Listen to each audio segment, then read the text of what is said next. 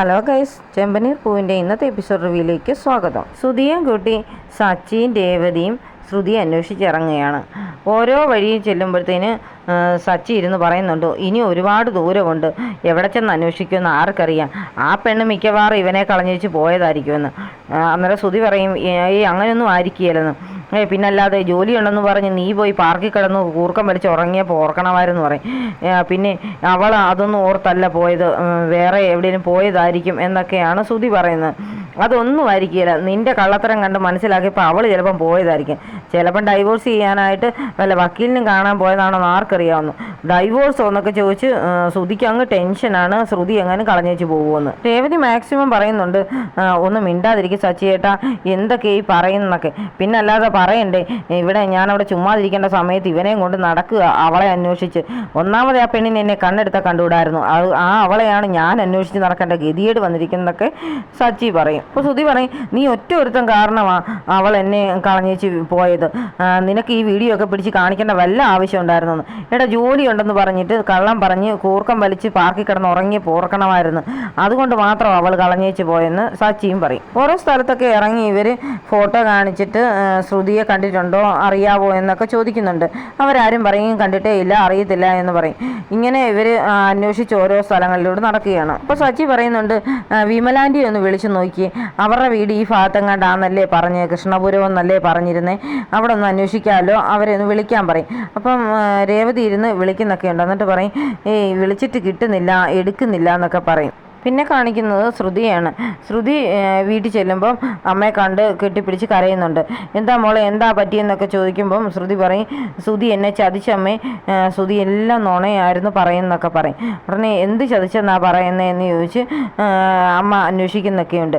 അന്നേരം പറയും, ശ്രുതി എന്നോട് ജോലിയുണ്ടെന്ന് പറഞ്ഞത് നുണയായിരുന്നു, രാവിലെ ജോലിക്കാന്ന് പറഞ്ഞ് വീട്ടിൽ നിന്ന് ഇറങ്ങിയിട്ട് പാർക്കിൽ പോയി ഇരുന്ന് സമയം കഴിഞ്ഞിട്ട് വൈകിട്ടത്തേക്ക് വീട്ടിൽ വരുമായിരുന്നൊക്കെ പറയും.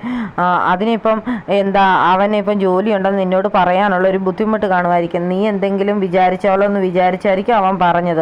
എന്തൊക്കെയായാലും അവന് വിദ്യാഭ്യാസം ഉണ്ടെന്നല്ലേ മോള് പറഞ്ഞേ, അപ്പം അവനൊരു ജോലി ഇന്നല്ലെങ്കിൽ നാളെ കിട്ടുമല്ലോ. അപ്പം പിന്നെ അവൻ പറഞ്ഞതിൽ എൻ്റെ ഇത്ര ഏറ്റ്, നീ എന്തിനാ ഇതിന് മാത്രം വിഷമിക്കുകയൊക്കെ ചെയ്യുന്നതെന്ന് ചോദിക്കും. എന്നാലും അവൻ എന്നെ ചതിച്ചല്ലോ, എല്ലാവരും എന്നെ ചതിക്കുക മാത്രമേ ചെയ്യുന്നുള്ളൂ, ഞാൻ വിശ്വസിച്ചവരും സ്നേഹിച്ചവരും എല്ലാവരും എന്നെ ചതിക്കുക ചെയ്തെന്നൊക്കെ പറഞ്ഞ് ശ്രുതി അങ്ങ് കരയുകയാണ്. അപ്പോൾ വിമല ചോദിക്കുന്നുണ്ട്, നീ എന്തിനാ ഇന്ദ്രൻ മാത്രം സങ്കടപ്പെടുന്നത്, അവനൊരു ചെറിയ തെറ്റ് പറഞ്ഞെന്ന് പറഞ്ഞ്. അപ്പം നീ പറഞ്ഞിട്ടുള്ള നുണകളൊക്കെ ഒന്ന് ഓർത്ത് നോക്കിയെന്ന് പറയും.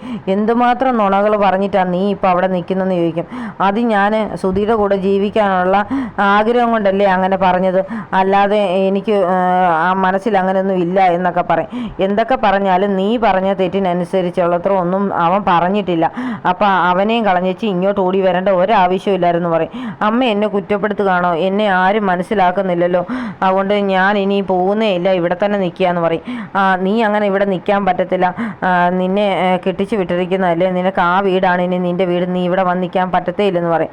എന്തായാലും ഞാൻ പോകത്തില്ല അമ്മ എന്നൊക്കെ പറഞ്ഞ് ശ്രുതി അങ്ങ് വിഷമിച്ച് സങ്കടപ്പെട്ടിരിക്കുകയാണ്. അപ്പോഴാണ് ശ്രുതിയുടെ മകൻ അങ്ങോട്ട് കയറി വരുന്നത്. ആൻറ്റി എപ്പോഴാണ് വന്നേ, ഞാൻ അമ്മയോട് എപ്പോഴും പറയുമായിരുന്നു ആൻറ്റിയെ കാണണമെന്ന്, ആൻറ്റിയെ വിളിക്കാവോ എന്നൊക്കെ ഞാൻ ചോദിക്കാറുണ്ടായിരുന്നൊക്കെ ആ കുട്ടി പറയുന്നുണ്ട്. അന്നേരം ശ്രുതിക്ക് അങ്ങ് സങ്കടം വരും. അന്നേരത്തിന് ആ കുട്ടി നോക്കുമ്പോൾ ശ്രുതിയുടെ കണ്ണൊക്കെ നിറഞ്ഞിരിക്കുന്നു. എന്താ പറ്റിയ ആൻറ്റി, കണ്ണിൽ എന്താ പൊടി പോയോ, കണ്ണൊക്കെ നിറഞ്ഞിരിക്കുന്നല്ലോ എന്നൊക്കെ പറയുമ്പോൾ ശ്രുതി ആന്ന് മൂളുന്നുണ്ട്. അന്നേരം ആ കൊച്ച് ശ്രുതിയെ ചേർത്ത് പിടിച്ച് കണ്ണിലെ പൊടിയൊക്കെ ഊതി കൊടുക്കും. അത് കാണുമ്പോഴത്തേനും ശ്രുതിക്ക് അങ്ങ് സങ്കടം വന്നിട്ട് കുഞ്ഞിനെ കെട്ടിപ്പിടിച്ച് കരയുകയാണ്. ആൻറ്റി എന്തിനാ കരയുന്നേ, ഞാൻ ഇനി എവിടെയും പോകാതെ ആൻറ്റിയുടെ കൂടെ തന്നെ ഇരുന്നോളാം എന്നൊക്കെ പറയും. അന്നേരത്തേന് വിമല പറയുന്നുണ്ട്, മോൻ പോയി കളിച്ചേച്ച് വാ, എനിക്ക് ആൻറ്റിയോട് കുറച്ച് കാര്യങ്ങൾ സംസാരിക്കാനുണ്ടെന്ന് പറയും. ഞാൻ പോകത്തില്ല, ഞാൻ ഇവിടെ നിന്ന് കളിച്ചോളാം എന്നൊക്കെ പറയുമ്പം കൂട്ടുകാർ വന്ന് വിളിക്കും. അന്നേരം പറയും, അതേ മോൻ്റെ കൂട്ടുകാർ വന്നല്ലോ, ചെല്ലും മോൻ പോയി കളിച്ചോളാൻ പറയും. ശരി ആൻറ്റി, എന്നാൽ ആൻറ്റി ഇവിടെ തന്നെ കാണണേ, ഞാൻ കളിച്ചേച്ച് വരാമെന്ന് പറഞ്ഞ് ആ കുട്ടി പുറത്തേക്ക് ഓടിപ്പോകുന്നുണ്ട്. സച്ചി സുധിയെ ഒരുപാട് കളിയാക്കുന്നൊക്കെയുണ്ട്. നിന്നെയും കളഞ്ഞിട്ട് അവൾ പോയത് തന്നെയായിരിക്കും. നീ ഒരു വക്കീലിനെയൊക്കെ കണ്ടു വെച്ചോ കേട്ടോ, നിനക്ക് വേണ്ടി വാദിക്കാൻ ആരിലൊക്കെ വേണ്ടേ എന്നൊക്കെ പറഞ്ഞ് ഓരോന്ന് പറഞ്ഞ് ചൊടിപ്പിക്കുകയാണ്. അപ്പോഴത്തേനും സുധി പറയും, നീ വണ്ടി നിർത്തി, ഞാൻ ഇറങ്ങുക, ഇവിടെ ഇറങ്ങുക എന്ന് പറയും. അന്നേരം സച്ചി വണ്ടി നിർത്തുന്നില്ല. അന്നേരം സുധി വണ്ടി നിർത്തലാന്ന് പറഞ്ഞ് ബഹളം വെക്കുമ്പോഴത്തേന് രേവതി പറയും വണ്ടി നിർത്താൻ പറയും. അന്നേരത്തേന് ഇവർ വണ്ടി നിർത്തി കഴിയുമ്പോഴത്തേന് സുധി ഇറങ്ങി അങ്ങ് പോവും. അപ്പോൾ സച്ചി പറയുന്നുണ്ട്, നീ എവിടെ പോയി അന്വേഷിക്കാനായി നിൻ്റെ ഭാര്യയെ? ഇവിടെ ഒന്നും നിനക്ക് അറിയത്തുമില്ല. പിന്നെ നിൻ്റെ കയ്യിലാണ് 10 കാശില്ല. തിരിച്ച് നീ വീട്ടിൽ എങ്ങനെ വരുമെന്ന് ചോദിക്കും. നിനക്ക് വെള്ളം കുടിക്കാനുള്ള കാശ് നിൻ്റെ കയ്യിലുണ്ടോടാന്ന് ചോദിക്കും. അന്നേരത്തേന് സുധി അങ്ങ് നിൽക്കും. എന്നിട്ട് പോക്കറ്റിൽ തപ്പി നോക്കുമ്പോൾ ശരിയാണ്, 5 പൈസ കയ്യിലില്ല. അന്നേരത്തേന് സുധി അവിടെ നിന്ന് പരുങ്ങുന്നുണ്ട്. അപ്പം രേവതി എന്ന് ചോദിക്കും, എവിടെ പോകാനാ? വന്ന് വണ്ടിയെ കയറാൻ പറയും. ഞാൻ കയറുന്നില്ലെന്ന് പറയും. എന്നാലും സച്ചിയേട്ടാ ബാ, നമുക്ക് അച്ഛനോട് സമാധാനം പറയണ്ടേ, നമുക്ക് അന്വേഷിക്കാമെന്ന് പറഞ്ഞ് സച്ചി സുധി കൂടെ ഒരുമിച്ച് വണ്ടിയെ കയറ്റാനായിട്ട് ഇങ്ങനെ ബഹളം വെച്ചുകൊണ്ട് രേവതി നിൽക്കുകയാണ്. ആ സമയത്താണ് ഒരു ബോൾ അവരുടെ അടുത്തോട്ട് ഉരുണ്ട് വീഴുന്നത്. ഇപ്പം രേവതി തിരിഞ്ഞ് നോക്കുമ്പോഴത്തേന് വിമലയുടെ കൂടെ ഉണ്ടായിരുന്ന ആ കുട്ടിയാണ്. മോനേന്ന് വിളിച്ച് രേവതി ആ കുട്ടിയെ അടുത്തേക്ക് വിളിക്കുന്നുണ്ട്. അപ്പോൾ ആ കുട്ടി തിരിഞ്ഞ് നോക്കുമ്പോഴത്തേന് രേവതിയെ കാണുന്നുണ്ട്. രേവതി ആൻറ്റി എന്ന് പറഞ്ഞ് ഓടി വരും. സച്ചി അപ്പം ചോദിക്കുന്നുണ്ട്, ആ മോനെ നീ എന്താ ഇവിടെ നിന്ന്? ഇത് എൻ്റെ നാടാ, എൻ്റെ വീട് ഇവിടെ അടുത്താ, ഞാൻ എൻ്റെ കൂട്ടുകാരുടെ കൂടെ കളിക്കാൻ വന്നതാന്ന് പറയും.